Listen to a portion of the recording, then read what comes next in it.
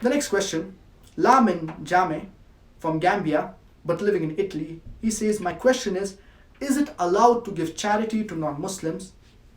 I am in Europe and I see a non-Muslim family struggling to make both ends meet. Will I be rewarded if I help them?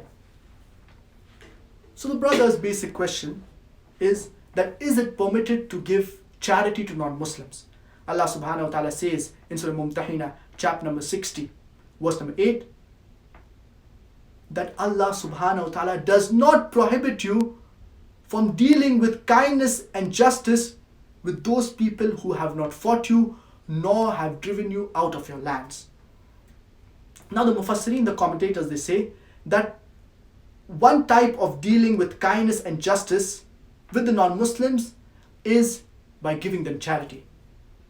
It is permissible for you to give charity to the non-Muslims if you see a family struggling, so then you can give these non-Muslims or this family charity, that is sadaqah. And our beloved Prophet Muhammad, peace be upon him, said that he is not a Muslim who sleeps with his full stomach while his neighbor is hungry. And the neighbor includes the Muslims as well as non-Muslims.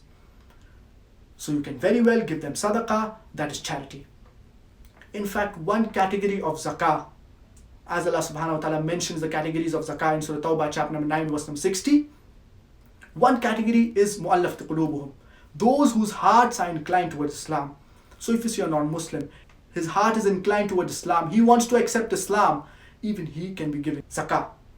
Normally zakah cannot be given to non-Muslims, but one category of zakah can be given to those people, those non-Muslims whose hearts are inclined towards Islam.